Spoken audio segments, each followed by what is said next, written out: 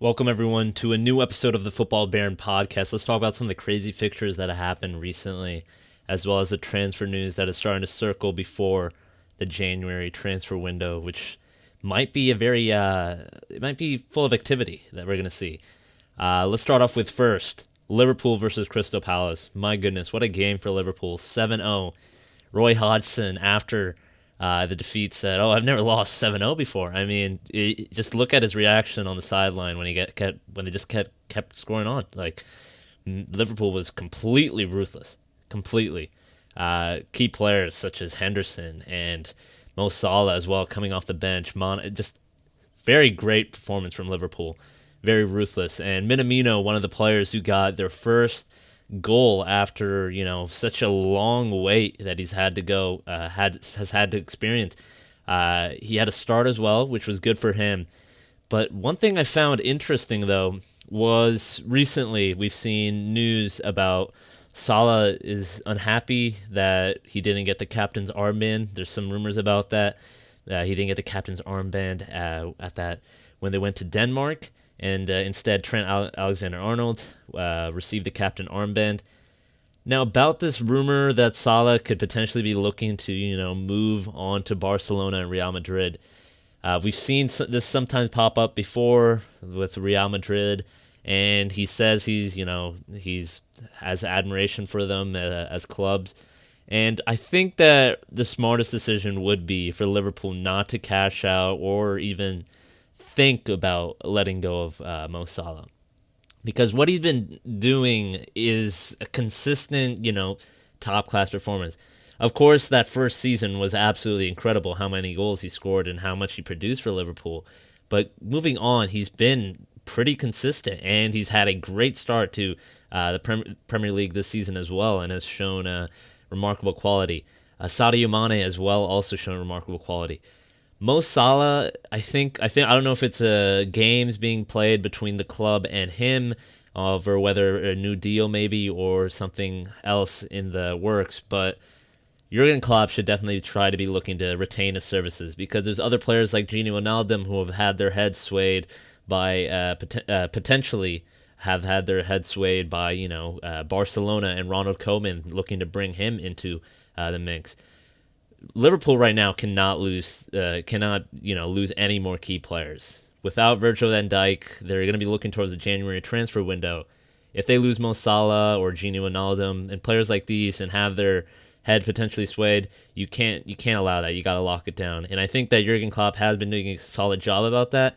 But if Liverpool needs to make sure that they don't make any bad moves where it can lead that to happen, where Mo Salah is potentially focused. He doesn't seem like that kind of player, but if he is potentially swayed by Real Madrid or Barcelona, it's going to be very tough potentially, and probably highly likely Liverpool's going to have a hard time keeping their impressive form without Van Dijk. So Liverpool just got to focus on making sure Mo Salah realizes that Liverpool is the best team, and right now I think they're the best for him right now. Barcelona not in the best state. Real Madrid I don't think would be too good of a move for him. And Liverpool looking pretty strong in the Champions League and in the Premier League as well. So I think still the best decision would be for Mo Salah to stay. Manchester United versus Leeds. What a game. 7-2 was the scoreline. Scott McTominay, 2 goals in rapid succession. Really, Leeds just very careless in their final third. In their third, wow. I don't know what to say. I think that Leeds in particular, they have some the way they play. I think it's natural for them to get scored on by a lot, and the way they attack quite heavily. But some of the chances that they had, it's some of their players I feel will probably need to be replaced. And Marcelo Bielsa, they're of course going to be looking to retain and stay in the Premier League. But they do need to replace some of those players, because those players, a few of them, aren't really top notch for Leeds and for the Premier League, I'd say. Patrick Bamford, he's an alright player, but one of those chances that he had in the first half was he should have scored, and it would have put the game at 2-1, and maybe Leeds can be in a better position. But then it just started tumbling out of control. But we got to talk about Manchester United and how they are now, I believe, third in the table and they have one more match which could push them up to second, only 2 points away from Liverpool. Now, we have seen Manchester United earlier in the season, terrible performances. They were 16th at one point. And I think what we need to see from Manchester United, they've had a good couple of games. They've been showing some consistency. But if we're going to see, or if we're going to have more of a solid understanding of what Manchester United can show this season, the next 5 games, I think, will be even more important than what they had recently. They'll be facing teams like Liverpool, I believe. And if Manchester United can show that same consistency and solidity, I think Ole Gunnar Solskjaer will have more security in the job, and I think there will be more faith and belief. Because we've seen Manchester United do this before, where they show great performances, and then you see that same thing of where they just tumble down and then ultimately disappoint. But if they want to show that they are in the running for the Premier League title, then we need to see in the next 5 games whether that truly is the case. All right, let's move on to the Aston Villa versus West Brom game. We saw a terrible tackle from Jack Livermore, which left him getting a red card and ultimately leading to Aston Villa winning by 3-0. Let's talk about the main player that has, caught the eye consistently for Aston Villa, Jack Grealish. My goodness, what a player, what a top-class player. And we saw immense quality last season from him as well. And I feel that he was one of the key players, and I'd say one of the primary players that led to Aston Villa staying in the Premier League. But also, let's talk about how much he's improved. And I think it's a mixture of him just improving more, credit to himself, credit to him, and as well as to the players that are being brought in to Aston Villa. And I think that the future for Aston Villa and Jack Grealish is, we saw him sign a new contract, and he says that the owners, convinced him of their plans and the future of what Aston Villa has available. I think what we could see is him staying and Aston Villa's owners living up to that promise and bringing in even more players that can show even more quality for Aston Villa. Because I think Villa are at a point where they have a pretty solid manager who knows what he's doing, and I think he understands what the road is for Aston Villa. And we have players like Jack Grealish, Douglas Luiz, and Tyrone Mings, who are fairly consistent, solid players. Jack Grealish especially a consistent player. But what Jack Grealish provides is something that a lot of top Premier League teams could use right now. And is that, especially for teams like maybe Manchester City, who have been in need of some forward players that can produce some goals. Jack Grealish can draw fouls and he can win penalties. You can say that he dives, but overall, what he does on the ball is quite incredible, and that is enough credit should be given to him for that. But I think what Jack Grealish is coming up for Jack Grealish in the future, maybe at the end of the season, most likely, is that a bid of maybe around 100 million is reported would be required for Aston Villa to even let him go.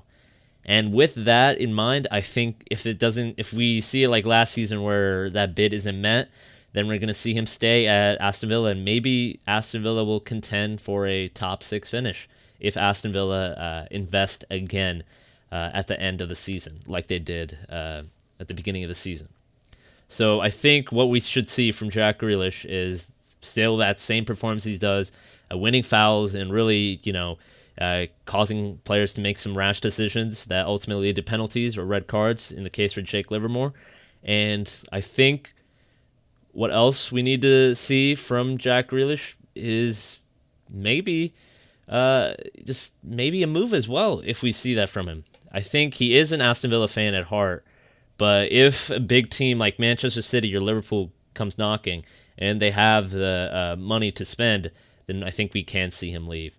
But Aston Villa, I'm sure if they can keep him by keeping those promises, I think it would be a great relationship between the two, and we can see some great work from Aston Villa next season as well, where they could potentially challenge for Europa League. All right, moving on to Tottenham versus Leicester. Leicester is such an interesting team for me. With every game that they play, every match, it's just I'm so confused. What is it about Leicester that is? It's weird. They lose to some teams that they shouldn't be losing to with some quality players that they have, and then they beat a team like Tottenham who've been pretty great form lately, 2-0. But my goodness, Leicester, good for them. 3 points for Leicester. But Tottenham, I think they're reaching a little bit of a dip. We've seen it with them losing to Liverpool with that late Firmino header, and then losing to Leicester just now in a 2-0 scoreline. I think what we're more seeing, or will potentially be seeing, is whether or not Tottenham can recover from a dip like this. And it's going to be down to Mourinho and the mentality of the players. I think they have the capability, though. I really do. I think that Tottenham still have the potential to challenge for at least the Champions League and at most the Premier League title. Challenge as in they could win it. And when I say could, I think it would be an incredible, absolutely amazing achievement from the club and Mourinho. But I think it's just not looking likely. I don't think it's fully there.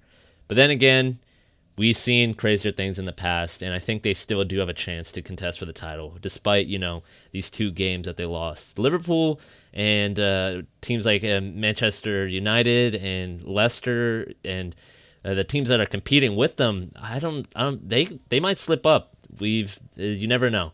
So I think what we should see from Tottenham is, hopefully from Tottenham fans will be hoping, is a bounce back in their next match, and that very well could happen and keep them in the running for the Premier League title. All right, let's talk about the Bundesliga a little bit and Dortmund and the situation that they are in. They sacked Lucien Favre after that terrible performance against Stuttgart. But what I think is the future for Dortmund is something that hopefully Dortmund fans and the board doesn't judge too critically of their next manager. And I think Dortmund fans and the board kind of understand this. With the team and the way they play and the way they manage players, it's very difficult for them to win, I think. They may be first for a good brief stint, but in the end, Bayern Munich will show that consistency that Dortmund has not been able to show. And that is primarily because of their high number of youth players. It's amazing to watch, though, what the youth players that they have, such as Giovanni Reina, Yusufa Moukoko. There's so many quality players. Erling Haaland is one of those quality players that's put in the work for Dortmund and has shown them some good results. But with that quality and the youth and wonder kids that they are, developing, they don't have that experience. They brought in players like Matt Hummels, who are, experienced players that have won the Bundesliga title multiple times, but they still don't have enough experience to challenge teams like Bayern Munich, particularly, who have players with, they have a squad full of experience. And in the end, the next manager, unless he's the next Jurgen Klopp or next Hansi Flick, then they are very unlikely to win the Bundesliga. And I don't think, if Dortmund is looking to win, they're going to need a top quality player like, let's say, Jurgen Klopp coming back, or a Jurgen Klopp type manager. Then that's the only way I'd see them win, because the youth players are great and that's how they do their business, but it's not going to win them a title. It's especially in recent times, I don't think it will happen, but we will see. But most likely, unless they want to win the title, they're going to need more experienced players. All right, let's move on to some transfer news. David Alaba looking likely to leave. Oliver Kahn, a board member of Bayern Munich and a former goalkeeper, he said that Bayern had some limitations when they were negotiating with David Alaba, especially with the situation as well around COVID. But I think it's looking like Bayern is kind of just reserved and given up regarding renewing a contract with David Alaba. Oliver Kahn stating that they rolled out a carpet, which Alaba and his agent did not cross. So I think we will most likely be seeing David Alaba leave on a free transfer window, maybe to a Premier League. We could see him maybe join up with Thiago, his former teammate, to Liverpool or another Premier League club like Manchester City. I don't think it would be a very good idea to move to Manchester City because Manchester City already has so many defenders that I don't think Man City needs defenders at this current point. And I think a way better decision would be to go to Liverpool, honestly. I think him going to one of the top teams at this current moment and a team who desperately needs a center back or maybe a little bit extra depth in the left back position as well because he primarily used to play left back. I think David Alaba would be a great addition for Liverpool. And Liverpool should definitely be looking to make him their top target over other players that they've been interested in. But it is now looking most likely and highly likely now that David Alaba will be looking to move on from Bayern Munich, a team that he's been with for a while. I believe 400 plus appearances he's had for Bayern. So David Alaba, looking to move on to a different part of his career, and the same that Thiago did, we could see him at Liverpool or another major team on a free transfer. Another player who we've seen almost move on a free transfer is Christian Eriksen, but in the end, Tottenham did sell him for $20 million to Inter. But now, with only a season and a half, I believe, Inter are looking to set him on the transfer list. After all, he has a substantial salary at Inter Milan, but he just hasn't fully been there for Inter consistently. He's played, I believe, 30 matches, but only 6 of them were starts. 30-plus matches, around 6 of them were starts. But Christian Eriksen, he looking like he's going to move on as well. He hasn't really fully been clicking with Inter Milan as he did previously for Tottenham for so many years. So there are reports that he might be linked with Arsenal or Tottenham. If he moves to Arsenal, that is such a slap in the face to Tottenham fans and the club that he served for years. And if he moves to Tottenham, I think it'll be a little bit of a tricky spot for him. He's going to definitely have to compete pretty hard for his spot back in the squad, especially considering that Højbjerg, who came in the season, has been playing nearly, I believe, every minute or nearly every minute, and has been absolute top class for Mourinho and his side. But if Christian Eriksen does move back to a Premier League team such as Tottenham or Arsenal, I think he's going to have a way tougher time than he did previously, where he was just a pretty top quality, consistent player for Tottenham. But Christian Eriksen, I'd love to see him again in the Premier League. I've always admired him as a player, and I think if he moves back to Tottenham and shows his form, I think he can do a lot for Tottenham again, and maybe even help Mourinho more. But it's all going to be up to what he does if he comes back with Inter looking to bring him, looking to move on from him, potentially sell him, or send him out on a loan move to a Premier League team or another team in one of the top European leagues. Now, we were talking about Dortmund earlier in the podcast, but Haaland, there's reports that he could be moving on. And if he does move on, I think that could be a very, very bad decision. I think he needs one more full season at Dortmund just to develop more, because I think Dortmund has, it's just a great team to develop automatically, majority of the time, automatic Champions League placement. And Erling Haaland will get more Champions League football and, be that talisman player for them. And I think moving on so soon after a potential full season it's not only, I wouldn't say a bad look, but also I don't think it's a right idea to just rush around to another team. I think he needs a little bit more time. There's reports that Man City may be looking to bring him in. They've had, some poor quality recently going forward. I believe it was only 2 goals in their last 3 games. But Haaland, I think he should definitely try to stay for a little bit longer and show those consistent numbers and top quality goal scoring and the top quality goal scoring threat he is constantly every game, just to develop more and I think give him a little bit more time and not let him just rush. If he does, I think it would be I feel he could do the same thing he did to Dortmund and just break through right away. But also I'm worried that it could be more of a Kai Havertz scenario where he's gonna be needing more time. But again, who knows? Erling Haaland, absolutely incredible player. But I think the best idea and best move for him is to stay in Dortmund and continue to develop.